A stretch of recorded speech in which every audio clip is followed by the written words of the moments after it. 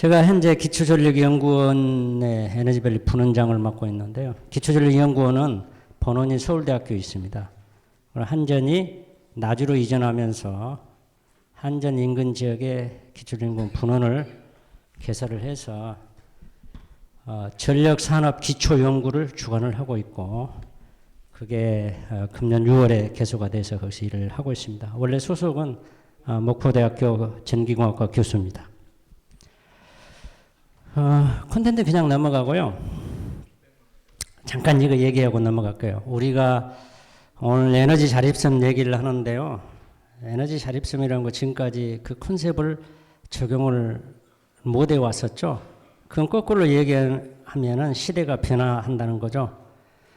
지금 여기 제가 만화를 커트를 내놨는데요. 만화 좋아하시죠? 어렸을 추억이 되실 겁니다. 65년도에 그려놓은 만화죠. 이정문 화백이 한국일보에 65년도에 그린 만화에 보면 지금 50년 전이잖아요. 그게 딱 맞아 떨어집니다. 올해 다시 2050년 예상을 해서 또 다시 만화 커트를 그렸어요. 한 커트를 그렸는데 차이가 있죠. 아까는 흑백이었고 지금은 칼라지 않습니까? 마찬가지예요. 보면은 아마 지금 이미 다 예상을 하고 있는 것들을 그림을 이렇게 만화로 그려놨습니다. 그 얘기 중요한 건 뭐냐면, 자, 우리가 생각하는 것은 다 만들어낼 수 있다는 얘기입니다. 아까 여러 가지 기술적인 문제 말씀이 얘기가 나왔는데 다 할 수 있다는 얘기죠. 제가 마이크로 그리드라는 말을 썼는데요. 원래 저희들이 기술적으로 얘기할 때는 마이크로 그리드 이렇게 얘기합니다. 근데 우리나라는 마이크로 그리드를 각 부서에서 할 때마다 다 틀립니다. 아까 한국에너지공단에서 융복합 사업이고요. 아까 우리 강현재 실장님이 말씀을 해주셨을 때는 에너지 자립심이라는 용어를 썼고요. 그다음에 환경부에서는 친환경 에너지 타운이라는 사업이 있죠. 크게 보면 마이크로 그리드입니다. 그래서 마이크로 그리드가 뭐냐면 아주 적은 지역, 소규모 지역에 적은 발전원들이 있습니다. 예를 들어서 태양광 10kW, 풍력 10kW는 그런 적은 발전원들을 가지고 구성이 된 전력계통망이다. 이렇게 이해를 하시면 되겠습니다. 그러면 이 전력계통망이 계통에 연계가 됐으면 연계형이고 독립적으로 있으면 독립형입니다. 독립형은 되게 섬해가 돼 있죠. 미국 같은 데는 사막에도 독립형이 있고요. 산골 오지에도 독립형이 있습니다. 그래서 저희들이 오늘 토픽은 섬에 들어가는 거죠. 그 섬도 계통이 연계가 되지 않은 그런 섬을 주제를 하고 있고, 실제로 좀 큰 섬들은 계통이 연계된 섬들이 많이 있기는 합니다. 시간이 없으니까 그냥 인물로 대체를 하고 중요한 것만 제가 설명을 드리고 좀 가겠습니다. 추세가 어떻게 갈 거냐. 지금까지는 원자력이나 화력발전소, 대용량 발전소에서 발전을 해가지고 송전선로를 통해서 수용과까지 이렇게 왔죠. 그러다 보니까 어떤 문제가 생깁니까? 대용량 발전소 100만 킬로와트, 150만 킬로와트, 대개 1기가와트 원자력 발전소 그렇게 얘기를 하잖아요. 그러면은 문제가 생긴 게 어디에 생깁니까? 발전을 하면은 되게 우리나라의 그 발전소들은 다 어디가 있어요? 대용량 발전소는 저 바닷가에가 다 있잖아요. 오지에 떨어진 데가 발전을 해가지고 수도권으로 다 와야 돼. 그러려면 송전탑 만들어야 되죠. 밀양 송전탑이 대표적입니다. 근데 추후에 어떻게 바뀔 거냐? 지금까지 이런 시스템이 되어 있는데 아까 같이 분산 전원, 여기 나와 있는 스토리지라고 되어 있는 것은 ESS를 얘기하는 거죠. CHP라고 하는 것은 열병합 발전소, 소규모 열병합 발전소를 얘기하는 겁니다. 풍력 있고 태양광 있고. 그렇게 되면 현지에서 쓸 것은 현지에서 많이 소화를 하게 되면 큰 용량의 송전탑이 필요 없다는 얘기죠. 앞으로 그렇게 갈 것이라는 얘기죠. 그렇게 되면 한전의 사업이 조금 규모가 앞으로는 좀 줄어들어야 되지 않을까 생각이 됩니다. 한전에서도 고민을 많이 하시겠지만, 두 번째는 아까 잠깐 얘기 나왔지만 산간이나 오지는 굉장히 전기가 안 오면 환경이 열악합니다. 삶의 질이 굉장히 어려운 지경이죠. 지금 이 순간에도 전기 없으면 이루어지는 게 하나도 없죠. 우리 소위 말해서 사람이 살기 위해서 필요로 하는 공기, 물 똑같은 거죠. 전기가. 지금 현대 사회는 그렇게 돼 있어요. 근데 전기가 없으면 오지에 살든 섬에 살든 살기 힘들 거란 얘기죠. 그래서 그런 쪽에 삶의 질 향상을 위해서도 해줘야 된다라는 얘기고요. 그래서 아까 마이크로그리드라는 용어를 썼는데 크게 계통에 연결된 것, 독립된 것. 독립된 것은 되게 아까 우리가 말하는 에너지 자립성 얘기를 합니다. 그래서 왜 큰 타이틀로 얘기를 하냐면요. 오늘 여기서 에너지 자립성에 대한 지식을 가지고 가시면 친환경 에너지타운, 환경을 사는 사업도 충분히 사업을 수행하실 수 있을 겁니다. 그런 차원에서 말씀드립니다. 거기는 뭐냐면 계통이 연계되는 형태가 됩니다. 그래서 마이크로그리드 사업에서 중요한 것들이 뭐냐면 어떻게 마이크로그리드가 구성이 되는지 이거를 정확히 알고 설계를 해야 됩니다. 중요한 부분이 정기적인 설비가 있고 그 다음에 신재생 에너지 자원이죠. 분산 에너지 자원들이 있고 그 다음에 이걸 관리하는 시스템들이 있고 그 다음에 마지막으로 중요한 게 소비자죠. 부하가 있어야 되죠. 이걸 어떻게 연계해서 설계를 잘해야 될 거냐 하는 게 중요합니다. 최근에 와서 에너지 신산업 굉장히 각광받고 있죠. 대통령께서도 에너지 신산업 2030 가지고 100조 새로운 산업을 만들어서 5,500만 톤 이산화탄소를 감축시키겠다고 말씀하셨잖아요. 에너지 신산업 중에서도 에너지 자립성이 현재 들어가 있기 때문에 추후로 이 사업은 계속이 될 것 같습니다. 참고하시고요. 아까 얘기했던 내용은 그냥 넘어가겠습니다.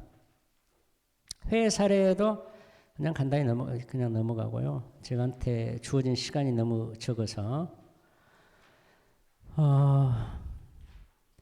설계 부분이죠. 아까 풍력 어렵다고 풍력 문제가 많다고 말씀을 많이 해주셨는데 사실은 99년도에 울릉도에 600kW짜리 풍력기 설치해놓고 한 번을 운전을 못하고 지금도 있죠. 그 당시 13억 들여서 설치한 겁니다. 왜 그랬을까요? 풍력 발전기라고 하는 것은 기계 설비지만 생산품은 전기죠. 생산품이 전기입니다. 그래서 전기하신 분이 설계에 참여를 해야 돼요. 우리 강현재 실장님이 참여해야 되는데 아마 모셨을 거예요. 그래서 세워놓고 운전을 못하는 거예요. 가장 큰 이유 중에 하나는 전체 울릉도의 개통 용량에 비해서 설비 용량이 너무 커서 개통 병입에서 운전을 못한다는 거죠. 쉽게 예를 들어서 풍력기는 출력이 제로에서 100%로 변하는데 제로에서 100%로 변하면 디젤 발전기가 그 출력을 커버를 해줘야 정전이 안 됩니다. 근데 디젤 발전기가 따라가는 게 한계가 있죠. 잘못 실험하다가 전체 정전 나니까 운전 못하고 있죠. 두 번째, 아까 가파도 좀 어려움이 있다라고만 우리 실장님이 얘기를 하셨는데요. 제일 중요한 문제가 엔지니어링을 안 하고 하신다는 얘기죠. 지금 제일 문제가 아까 에너지공단에서도 말씀을 하셨는데 풍력이 들어가면 항상 문제가 되는 이유가 뭐냐? 풍력 시스템을 모르고 아까 말하는 전기공학자의 엔지니어링 기술을 반영을 안 해서 그래요. 그래서 아까 얘기 나온 점에 건의를 드리면 앞으로 저 사업에 풍력이 들어간 사업은 설계할 때 엔지니어링 할 때 반드시 전문가의 컨설팅을 받도록 제도화해야 돼요. 가파도가 설명을 드릴게요. 기왕 얘기 나왔으니까. 가파도가 개통 병입을 못하는 게 풍력기 운전 못합니다. 250kg짜리 두 개죠. 발전기가요. 아까 울릉도 것도 그러지만 발전기가 유도발전기. 유도발전기하고 동기발전기 두 개 대개 사용을 하는데 유도발전기는 도립전류 때문에 기동으로 하려고 그러면 도립전류를 계산해서 공급을 해줘야 돼요. 그러려면 PCS가 그걸 공급을 해줘야 되죠. 그리고 유도기의 특징은 무효전력을 잡아먹습니다. 무효전력 보상이 돼야 돼요. 무효전력 보상이 안 되면 서큐트 브레이커가 떨어지죠. 가동 못합니다. 그걸 전체적으로 엔지니어링을 해야 되는데 가파도 사업은 풍력기 공급하는데 기업이 따로 있고 이렇게 조합을 해서 했죠. 엔지니어링 할 수 있는 그런 단계가 없어서 아마 그런 것 같습니다. 아까 설명 나온 것 중에서 섬에 그 얘기하셨잖아요. 저도 섬 조사 많이 했습니다. 근데 섬은 아까 특성이 얘기했듯이 사람이 사는 곳은 양지 바르고 따뜻한 곳에 있고요. 춥고 바람 부는 곳에는 사람이 안 삽니다. 이렇게 부지 선택할 때는 태양광은 사람이 사는 곳에다 가시고 풍력은 사람이 안 살아서 회피 지역으로 가야 됩니다. 근데 아까 얘기했지만 회피 지역으로 풍력기를 설치해 놓으면요. 개통 연계 비용 지원 안 해주죠. 제가 사업자라도 돈 들여서 거기다 안 하죠. 처음에 할 때 그걸 고려를 해서 했어야 될 문제죠. 두 번째는 아까 기상청 데이터 잠깐 말씀을 하셨는데요. 기상청 데이터도 측정하는 측정기 자체가요. 사실은 그 축구소 자체가 원래 표본이 되는 장소에서 측정하는 게 아니고 그 사무실이 있는 근처에 있답니다. 대부분이. 그러면 바람이 없는 곳에다 측정을 많이 하는 편이죠. 그래서 그 기상청 데이터를 이용할 때는 그 측정기가 위치가 어디에 있는지를 확인을 먼저 하셔야 돼요. 그래서 그 측정된 자료가 효용성이 있는지 먼저 판단을 하셔야 되고 그렇지 않으면 반드시 보완을 해야 됩니다. 사실 뭐 아까 저기 질문이 잠깐 나오긴 했지만 내가 타워가 80m 풍력기를 설치하니까 80m에 맨마스터 설치해서 측정한다. 그게 정확한 답이죠. 그러니까 80m를 세우면 돈이 많이 들어. 40m만 세워가지고 80m로 환산을 합니다. 저희들은 수학적인 모델링으로 거의 오차가 5% 이내입니다. 돈이 많이 드시면 적은 비용 들여서 낮게 설치한 다음에 엔지니어들 많잖아요. 그러면 수학적으로 우리가 말하는 외사법을 하든지 다른 수학적 모델링 수식을 써서 추론이 가능합니다. 이제 그런 식으로 해서 정확한 데이터를 얻는 게 중요합니다. 그래서 아까 얘기하는 풍력기가 들어가면 생기는 문제, 가장 큰 문제는 무효전력 보상 문제하고 아까 말하는 도립전류 문제 두 가지입니다. 근데 그걸 검토를 좀 소홀히 하신 것 같고요. 그래서 현장 조사부터 개통 구속, 부하 분석, 분산 에너지 자원 선정해서 운전 방안까지 이 사이클을 감안을 해가면서 설계를 해야 되고요. 그리고 실제 기술자들이 설계할 때 뭘 많이 쓰냐면 호머라는 프로그램을 사용합니다. ESS 용량 많이 들어가면요. 요금이 비싸죠. 그러니까 아까 사업하는 사업자 입장에서는 ESS 용량 가능한 적게 설계하려고 그러죠. 그래서 설계 기준을 둬야 돼요. 그 부하에 부조 시간을 얼마나 줄 거냐. 24시간을 줄 거냐, 30시간을 줄 거냐. 거기에 따라서 ESS 용량이 결정이 됩니다. 부하에 따라서. 아까 뭐 면밀한 뭐 과학적인 계산이 없고 그런 건 아니고요. 다 있습니다. 있는데 비용이 더 들어가니까 그거 안 하죠. 좀 쉽게 생각하고 하신 것 같아요. 부조일수를 계산해서 ESS 용량 설계하고 그다음에 호머라는 프로그램을 돌려서 각종 설비들 내가 설계한 설비들을 돌려보면 대충 돈이 얼마가 투자될지가 계산이 돼서 나옵니다. 거기에 따라서 케이스별로 분석을 해서 그 지역의 특성에 맞게끔 용량을 설계를 해줘야 돼요. ESS 용량, 태양광, 풍력. 왜냐하면 사실은 풍력 설치하면 돈이 비쌉니다. 진짜 돈 벌려고 그러면 풍력 설치하면 안 돼요. 태양광만 설치하면 돼요. 그걸 몰라서 그렇게 하는 것은 아니거든요. 정책적으로 기본적인 기반 기술을 익히기 위한 겁니다.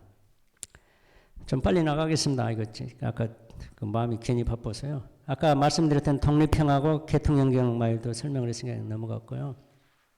그냥 이거 넘어갑니다. 리뷰해야 될 거 아까 좀 설명을 했고요. 그래서 케이스별로 좀 따져가지고 사업 모델을 앞으로는 개발을 하시라는 거죠. 여기에 나와 있는 자연 친화형 모델이라고 하는 것은 환경부에서 하는 환경 에너지 타운을 얘기를 합니다. 그런 사업도 있어요. 실제로 지금 하고 있고 환경부에서. 그 도시형 모델로 해서 많이 사용하는 게 요즘에 캠퍼스 마이크로그리드 하는 게 있습니다. 서울대학교 하고 있고요. 저기 호남 지역에서는 아마 동신대학교하고 전남대학교 캠퍼스 내에다가 마이크로 구성하는 게 있습니다. 그러면 똑같은 기술들이 다 들어갑니다. 그래서 제일 중요한 문제가 설계할 때 컴퓨터 설정은 뭐냐면 파워 퀄리티라고 해서 전력 품질 문제인데요. 무효 전력 보상을 어떻게 할 거냐. 아까 말씀드렸던 그 문제를 생각을 해 주셨을 텐데 요즘 PCS들 태양광 PCS 쉽게 생각을 해서 PCS 갖다 하는데 기존의 PCS 설계할 때는 무효 전력 보상 안 합니다. 반드시 리콰이먼트에 넣어야 되고요. 풍력도 여러 가지 조건을 좀 붙여줘야 돼. 적어도 100kg짜리 이상의 풍력기라 그러면 LVRT 기능도 넣고 드룹 컨트롤하는 것도 다 집어넣어야 됩니다. 근데 그걸 모르죠. 안 넣죠. 그런 기능이 없으면 아까 그런 문제가 발생한다는 얘기죠. 그 BME 비즈니스 모델입니다. 뭐 여기 오신 분들 에너지 자립성 왜 관심이 있어요? 그 사업에서 돈 벌려고 그런 거잖아요. 원래 신재생 에너지는 돈 버는 사업이 아닙니다. 정부 보조금 없으면 손해나는 사업이에요. 그러니까 사업을 하실 때는 반드시 정부 정책에 맞춰서 해야 되고 정부 보조금을 보고 하셔야 됩니다. 그래야 손해 안 봐요. 그 GCF 자금이나 ODA 자금 좋아하시죠? 거기 사보시면 손해봐요. 왜? 보상이 안 되죠. 아까도 얘기했지만 개통연계 비용이 전봇대 하나 세우면요 500만 원 들어가고요. 전봇대가 거리가 떨어지면 숫자 늘어나죠. 돈 더 들어갑니다. 100kg짜리 태양광 한번 해보셨나요? 하시면 똑같아요. 그거. 같은 내용 문제입니다. 그리고 또 하나가 최근에서 이제 아까 같이 에너지 자립성 하면서 지붕에다 설치하는 경우에 어떤 문제가 있냐. 기존에 소유권 문제가 항상 다툼이 있어요. 나중에. 왜냐하면 좋을 때는 다 좋죠. 나중에 사이 틀어지면요. 법적인 소송 들어가죠. 그걸 대비해야 한다는 얘기죠. 하나가 내가 넘어가겠습니다. 그다음에 법제도하고 규제 문제에서 어려운 것들이 몇 가지가 있는데 그중에 하나만 얘기를 할게요. 그 상계제도라는 것이 있는데요. 상계제도가 반영이 안 된 것들이 몇 가지가 있고요. 또 하나가 근본적으로 전력 판매업은 한전만이 독점하도록 돼 있어요. 법에. 재판매가 안 됩니다. 그런 그 규제 문제도 잘 보셔야 되고요. 이런 부분은 그냥 참조하시고 독립형 마이크로 사업이라고 그래서 자 아까 잠깐 뭐 모니터링 하는 거 얘기가 에너지공단에서 나왔는데요.